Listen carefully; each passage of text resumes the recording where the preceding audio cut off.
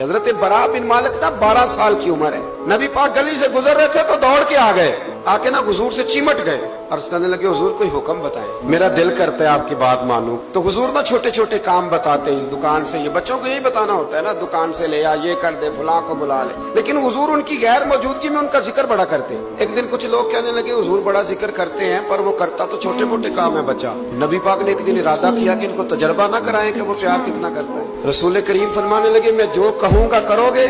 حضور کروں گا۔ فرمایا جاؤ اپنے باپ کی گردن کاٹ کے لاؤ۔ ایک روایت میں ہے کہ مولا علی کے گلے میں تلوار لٹک رہی تھی، یوں کھینچی اور اس نے جذبات سے دوڑے کہ حضور نے فرمایا اسے پکڑ لو ورنہ یہ گردن کاٹ بھی لائے گا، پکڑ لو اسے ورنہ یہ کاٹ دے گا۔ اللہ کی قدرت کے تھوڑا وقت گزرا تو وہ بیمار ہو گئے۔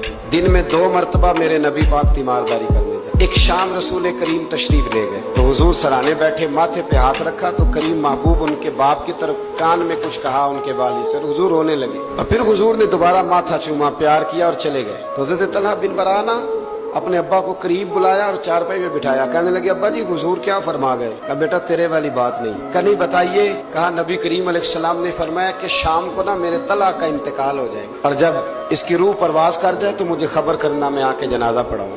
مدینے میں ٹھنڈ بڑی تھی، حضرت طلحہ نے نا اپنے باپ کا ہاتھ پکڑا اور اپنے سینے پہ رکھا، کہنے لگے ابا حضور تو جو فرما گئے پر میری وصیت یاد رکھنا، نبی پاک کے دین کا قانون یہ ہے کہ جب کوئی انتقال کر جائے تو جلدی دفن کرو، اس طرح کرنا رات کا وقت ہوگا جب میرا انتقال ہوگا تو فوراً غسل دے کے نا دفن کر دینا، نبی پاک کو خبر نہ کرنا، نہ بتانا۔ عمر دیکھو اور بات دیکھو، کہ حضور کو کیوں نہیں بتانا، حضور خود فرما کے گئے ہیں۔ تو کہنے لگے رات کا وقت ہوگا تو جن گلیوں سے حضور نے گزر کے آنا ہے نا وہ یہودیوں کے محلے ہیں، ایسا نہ ہو کہ میرے جنازے کی وجہ سے کوئی یہودی میرے نبی کو تکلیف دے، میرے جنازے کی وجہ سے ان کا انتقال ہو گیا، رات کو دفن کر دیا، صبح حضور تشریف لائے، وہ محبوب جنہیں اللہ نے غیب کے خزانوں کی کنجیاں عطا فرمائی، فرمایا بتایا کیوں نہیں، خبر کیوں نہیں کی، میں جنازہ پڑھتا، میں خود پہنچتا۔ تو باپ رو پڑے، عرض کرنے لگے حضور میرا تو پتر تھا، میرے لیے اس سے بڑی سعادت کیا ہوتی کہ آپ جنازہ پڑھاتے، پر اس نے وصیت کر دی کہ حضور کو بتانا نہیں، تکلیف ہوگی۔